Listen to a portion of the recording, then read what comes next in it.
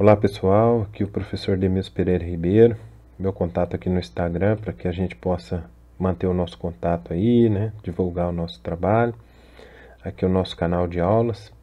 Pessoal, vamos continuar aqui a nossa disciplina de avaliação educacional. Nós estamos aqui na aula número 15 do nosso cronograma. Nessa aula número 15, pessoal, a gente vai começar o tema avaliação e seus critérios.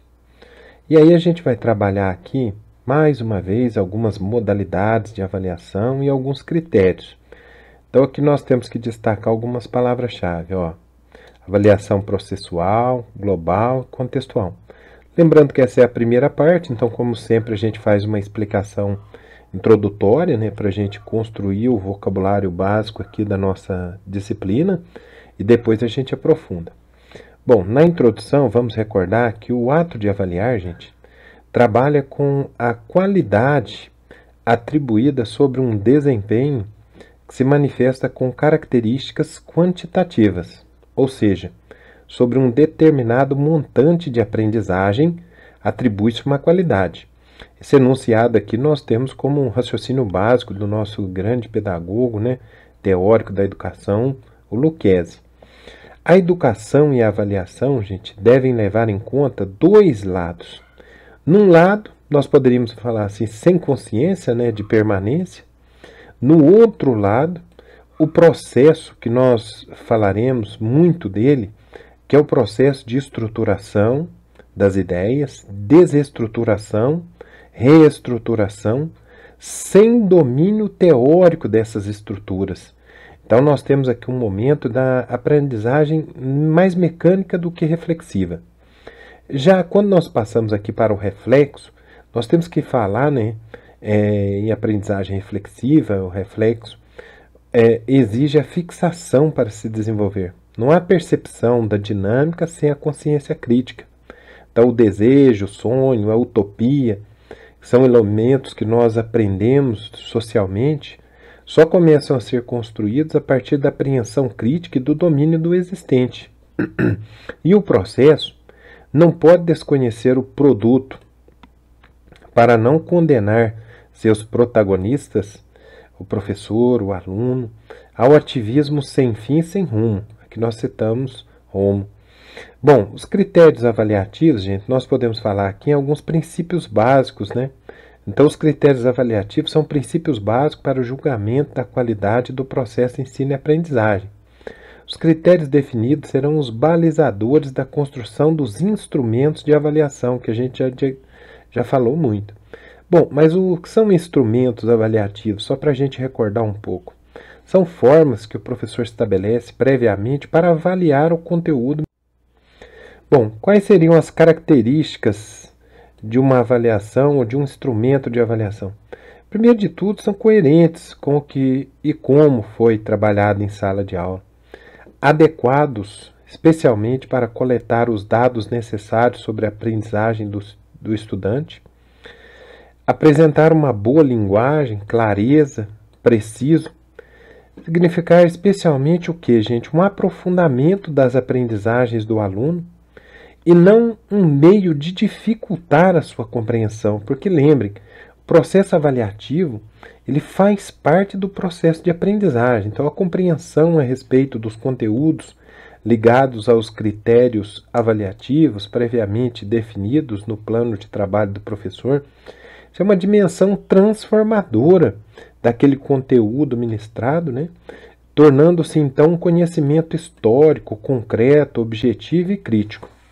Nós temos, gente, alguns exemplos de critérios avaliativos. E aqui nós poderíamos dizer que exemplos de critérios avaliativos correspondentes aos conteúdos das disciplinas, por exemplo, sexto ano do ensino fundamental. Então nós temos a língua portuguesa, nós teríamos como conteúdo a linguagem gramatical, e aí a gente fala do substantivo. Teríamos como critério de avaliação reconhecer os substantivos em um texto. Nosso instrumento avaliativo seria aqui nesse aspecto, a gente pegar uma determinada folha e pedir lá, neste caso, né, que os estudantes, ao identificarem uma palavra, por exemplo, mas é uma conjunção, né? Então, quando ele estuda aquilo ali, a gente pedir para ele identificar os substantivos recordando que eles são palavras variáveis que servem para dar nome às pessoas.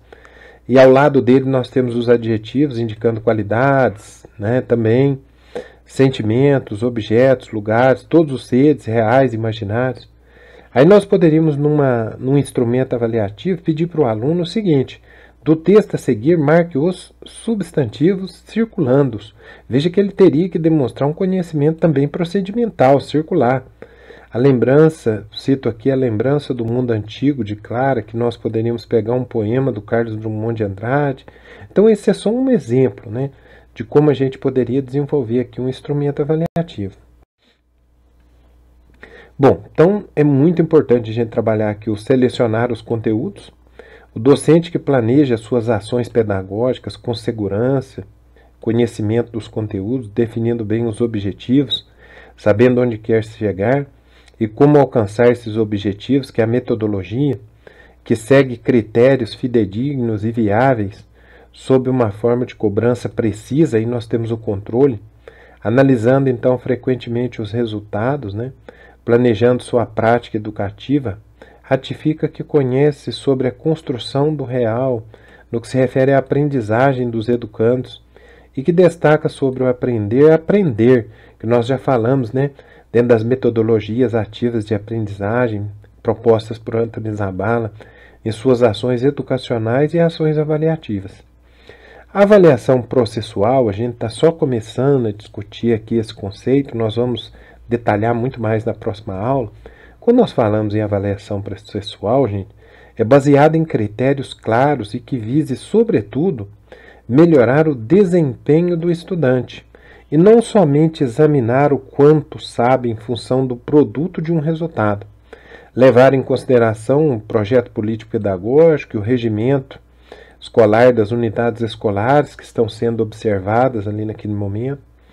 Quando nós falamos em avaliação global, que é outro conceito que nós vamos verticalizar, aprofundar muito, o aluno avaliado segundo as competências, parâmetros, critérios definidos para as disciplinas por ano de escolaridade, de forma individual, e o seu desempenho não deve ser comparado com os demais estudantes.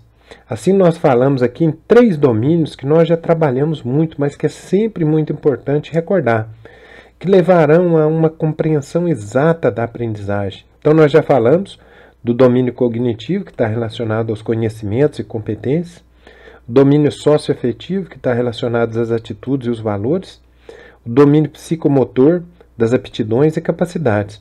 Deve-se valorizar todos esses aspectos no processo de aprendizagem do aluno.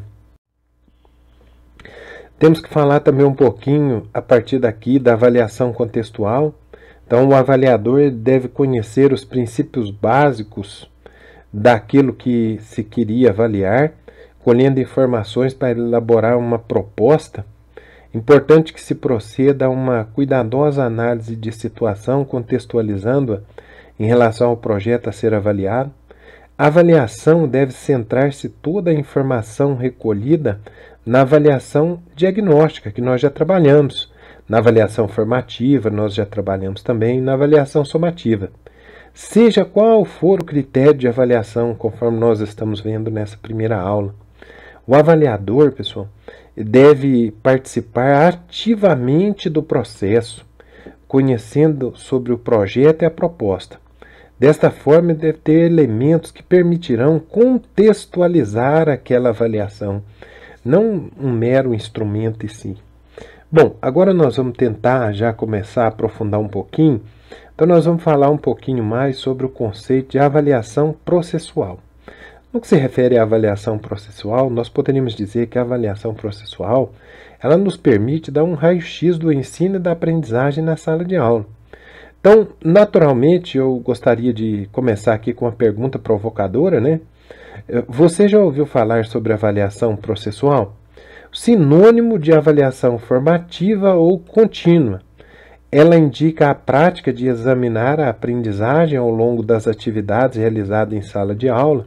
Então, produções, comentários, apresentações, criações, trabalhos em grupo. Isso faz a diferença porque é o elo entre o ensino e a aprendizagem e torna o docente corresponsável pelo processo. Nós temos várias citações aqui de grandes autoras que eu quero deixar para que vocês possam observar, depois vocês puderem pegar algum livro, alguns um pouquinho mais caros, outros mais baratos, mas procurando na internet a gente consegue ter muito acesso.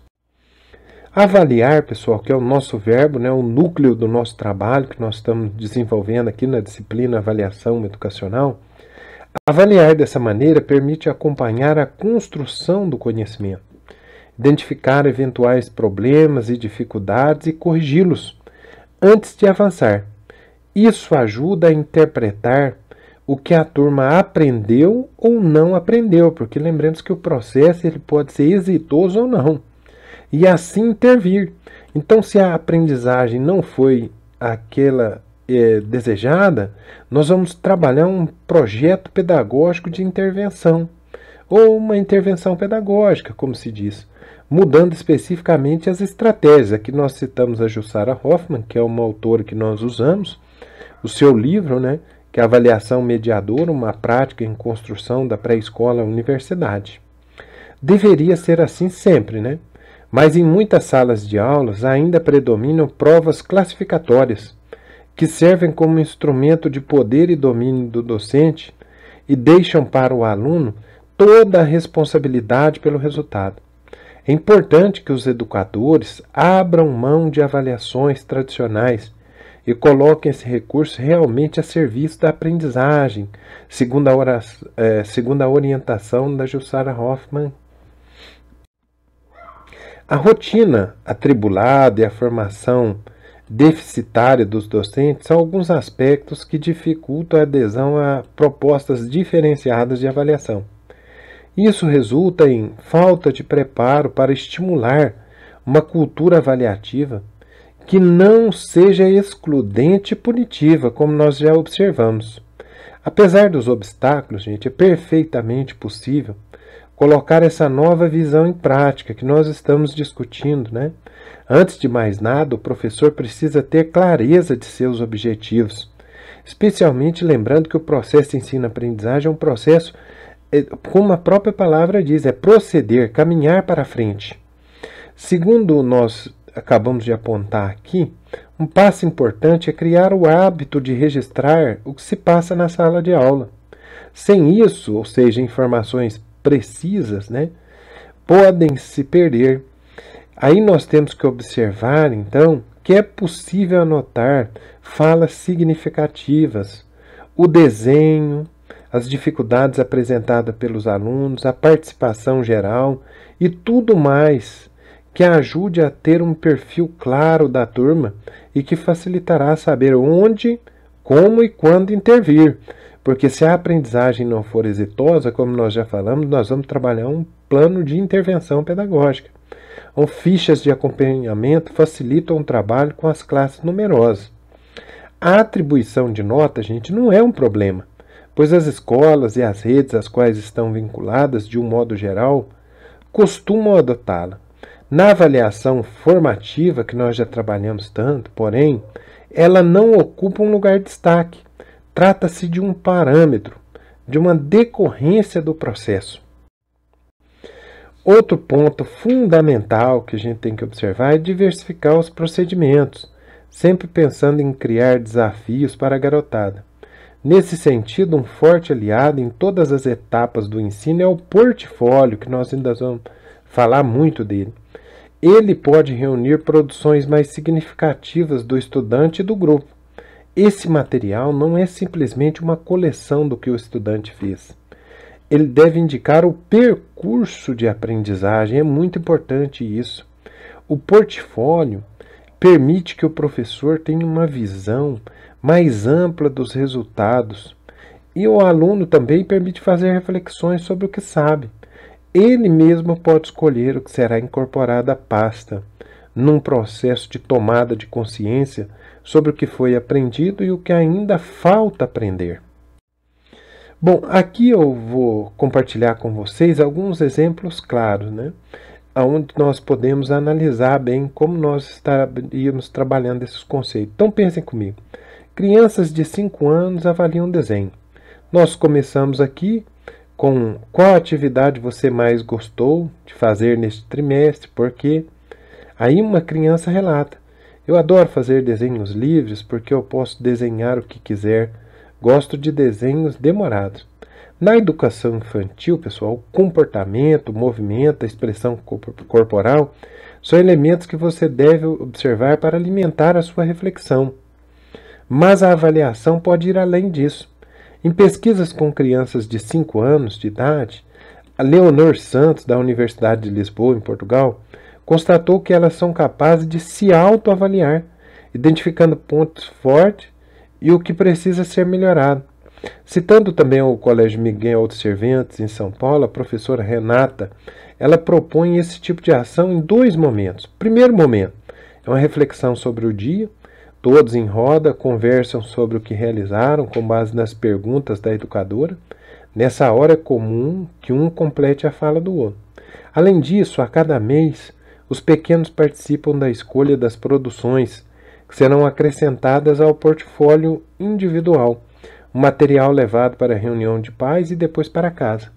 Também em uma roda, a professora Renata ela expõe tudo que foi produzido pela turma naqueles dias que estão dentro do trimestre. Então, diz o relato pedagógico, né? Olhamos tudo e vamos lembrando cada um como se fez. As crianças que ainda não escrevem podem ser estimuladas a se avaliar oralmente, ou por meio de desenhos que dizem muito sobre o desenvolvimento. Essa prática enriquece as pastas, né? Segundo o relato. Durante a discussão, a professora Renata anota as justificativas apresentadas pelas crianças por suas escolhas.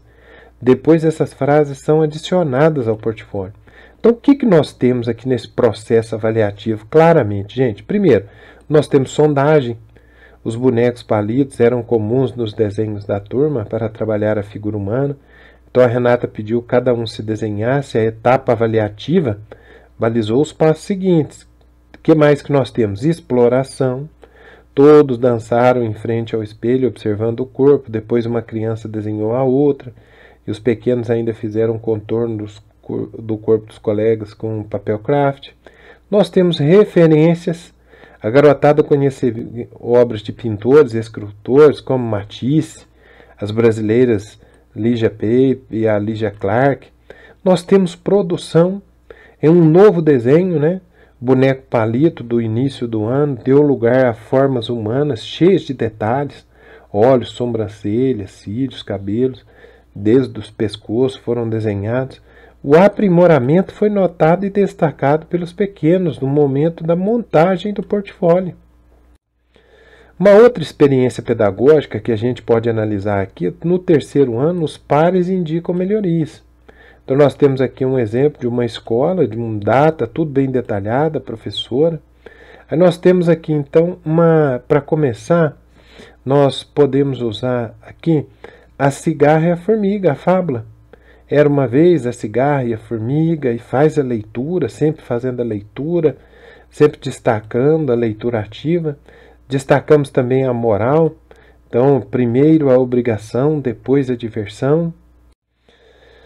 Comentários aqui, nós citamos o comentário da aluna Luciana Cardeal Reis. Então, a prática de uma criança analisar a produção da outra e propor melhorias foi estudada pela pesquisadora argentina Mirta Castedo em sua tese de doutorado. Ela concluiu que estudantes de 7 a 9 anos são capazes de travar longas discussões entre si sobre suas produções. As opiniões dos outros multiplicam as visões sobre o escrito. Discutir o produzido é favorecer uma análise mais além do que cada um individualmente é capaz de analisar. Então, essa estratégia que nós estamos falando aqui, ela foi adotada pela professora Eunice Pereira na escola que ela trabalha. Então, nós temos aí um projeto de reescrita da fábula Cigarra e a Formiga. A professora organizou duplas com níveis de conhecimento próximo e um aluno avaliou o texto do outro. Dessa maneira, todos aprenderam a ter uma postura de ler para escrever melhor. Esse procedimento pedagógico que nós estamos citando aqui foi apenas uma das estratégias de avaliação utilizada pela professora Eunice, que ainda completou as análises dos textos produzidos e muita observação, para registrar tudo o que acontecia Ela elaborou fichas com questões sobre os tópicos específicos, como escreve inicial maiúscula após a pontuação, revisa os textos após diferentes versões. A cada dia ela elegia novos grupos e conteúdos a observar. Com isso, pensava em atividades diferenciadas para quem ainda não havia aprendido. Então, o que nós temos aqui? Temos o diagnóstico. Eunice questionou o que a turma sabia sobre a história e pediu cada um escrever seu texto. Depois todos conheceram várias versões da fábula e fizeram um reencontro oral. Temos troca, os alunos produziram novas versões, olha a produção da história, e depois a classe foi dividida em duplas para a revisão. Um estudante sugeriu melhorias no texto do outro, sem reescrever pelo colega. A professora percorreu os grupos, registrando as observações e fazendo as anotações. Nós temos a fase dos ajustes. Para sanar as dificuldades identificadas, a educadora propôs atividades sobre a sequência narrativa, paragrafação, ortografia, pontuação, acentuação. Nós temos o produto final, depois de todos refletirem sobre a escrita e produzirem vários textos. As versões finais foram reunidas em um livro, lançado com a participação de toda a comunidade. Bom, pessoal, aqui a gente já vai encaminhando para o fim da nossa aula e, como sempre, eu peço para que vocês possam avaliar o domínio do conteúdo da aula. Lembre-se, aula dada, aula estudada, aula revisada, e aí nós temos uma aula realmente dominada num nível ótimo. Nosso caderno de treino para a gente ir desenvolvendo, né, a capacidade de resolver questões. Isso ajuda muito agora, de maneira imediata, para as provas e depois a longo prazo, quando vocês forem fazer os concursos também, ajuda muito. Lembrar que nós continuamos desenvolvendo o nosso caderno de esquemas de memorização, né, o caderno acadêmico inteligente. É fundamental que vocês trabalhem, isso enriquece muito o conhecimento de vocês. Muito bem, pessoal, essa é a nossa aula. Espero que vocês tenham aprendido, se dediquem, ouçam, revisem novamente. Um abraço, fiquem com Deus, até a próxima aula, pessoal.